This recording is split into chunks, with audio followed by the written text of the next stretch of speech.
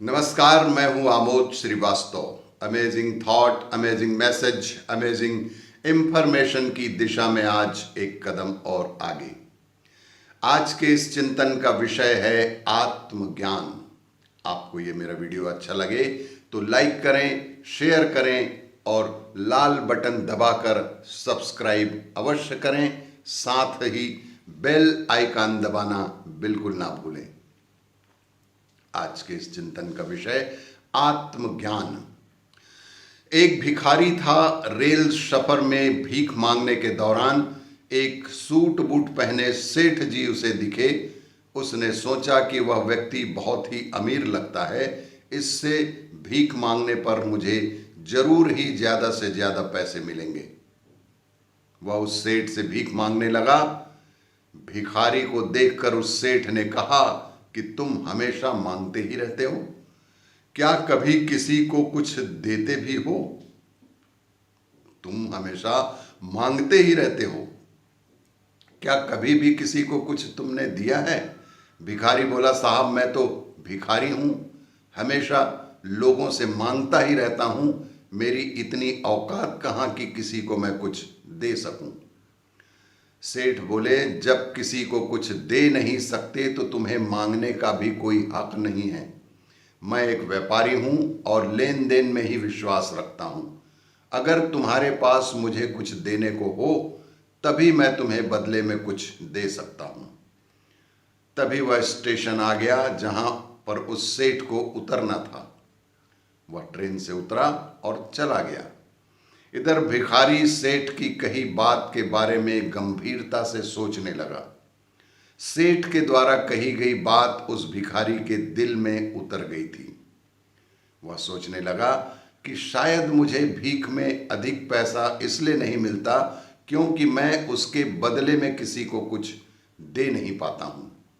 लेकिन मैं तो भिखारी हूं, किसी को कुछ देने लायक भी नहीं हूं। लेकिन कब तक मैं लोगों को बिना कुछ दिए केवल मांगता ही रहूंगा? बहुत सोचने के बाद भिखारी ने निर्णय लिया कि जो भी व्यक्ति उसे भीख देगा तो उसके बदले में वह भी उस व्यक्ति को कुछ न कुछ अवश्य ही देगा। लेकिन अब उसके दिमाग में यह प्रश्न चल रहा था कि वह खुद भिखारी है तो भीख के बदले में वह दूसरों को क्या दे सकता है। इस बात को सोचते हुए दिन भर गुजरा, लेकिन उसे अपने प्रश्न का कोई उत्तर नहीं मिला। दूसरे दिन जब वह स्टेशन के पास बैठा हुआ था तभी उसकी नजर कुछ फूलों पर पड़ी जो स्टेशन के आसपास के पौधों पर खिल रहे थे। उसने सोचा, क्यों ना मैं लोगों को भीख के बदले कुछ फूल ही दे दिया करूं। उसको अपना यह विचार बहुत अच्छा लगा और उसने वहां से कुछ फूल तोड़कर ले आया। वह ट्रेन में भीख मांगने पहुंचा। जब भी कोई उसे भीख देता तो उसके बदले में वह भीख देने वाले को एक फूल अवश्य दे देता और शुभकामना के साथ वो फूल उसे देने लगा। उन फूलों को लोग खुश होकर अपने पास रख लेते थे। अब भिखारी रोज फूल तोड़ता और भीख के बदले में उन फूलों को लोगों में बांट देता था। कुछ ही दिनों में उसने महसूस किया कि अब उसे बहुत अधिक लोग भीख देने लगे हैं। वह स्टेशन के पास के सभी फूलों को तोड़ लाता था। जब तक उसके पास फूल रहते थे तब तक उसे बहुत से लोग भीख देते थे। लेकिन जब फूल बांटते बांटते खत्म हो जाते तो उसे भीख भी नहीं मिलती थी। अब रोज ऐसा ही चलता रहा। एक दिन जब वह भीख मांग रहा था तो उसने देखा कि वही सेठ फिर से ट्रेन में बैठे हुए मिल गए, जिसकी वजह से उसे भीख के बदले फूल देने की प्रेरणा मिली थी। वह तुरंत उस व्यक्ति के पास पहुंच गया और भीख मांगते हुए बोला कि सेठ जी, आज मेरे पास आपको देने के लिए कुछ फूल हैं, आप मुझे भीख दीजिए, बदले में मैं आपको कुछ फूल और शुभकामनाएं दूंगा। सेठ ने उसे भीख के रूप में बहुत सारे पैसे दिए और भिखारी ने कुछ फूल सेठ जी को दे दिए। उस सेठ को यह बात बहुत पसंद आई। सेठ बोले, वाह क्या बात है, आज तुम भी मेरी तरह एक व्यापारी बन गए हो। वाह क्या बात है, आज तो तुम भी मेरी तरह एक व्यापारी बन गए हो। इतना कहकर फूल लेकर वो सेठ जी स्टेशन से उतरकर चले गए। लेकिन उस सेठ के द्वारा कही गई बात एक बार फिर से उस भिखारी के दिल में उतर गई। वह बार बार उस सेठ के द्वारा कही गई बात के बारे में सोचने लगा और बेहद खुश होने लगा। उसकी आंखें अब चमकने लगी।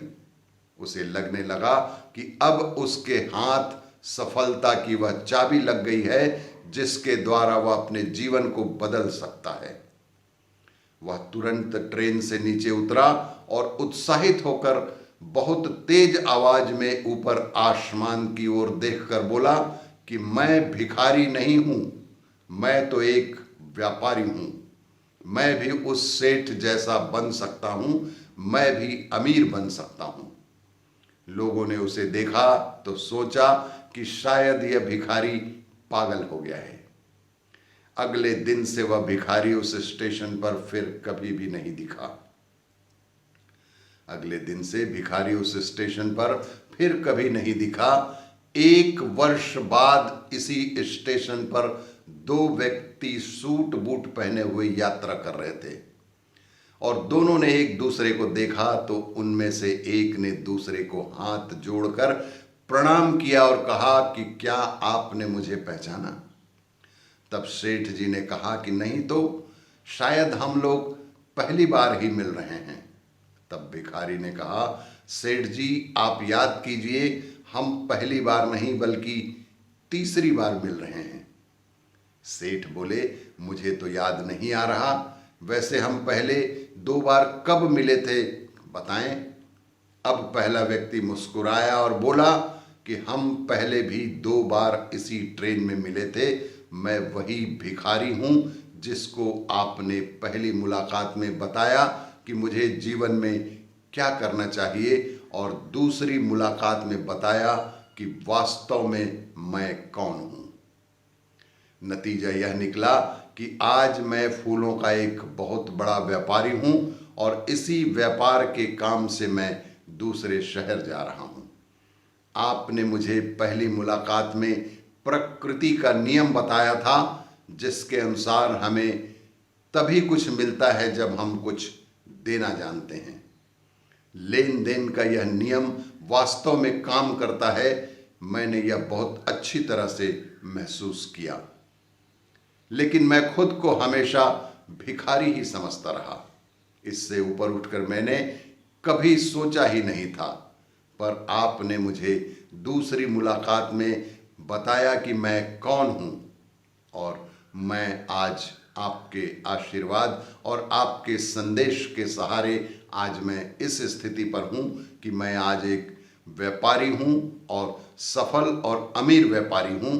आज मैं भिखारी नहीं हूं। आपको ये मेरा वीडियो अच्छा लगे तो लाइक करें, शेयर करें और सब्सक्राइब अवश्य करें। धन्यवाद।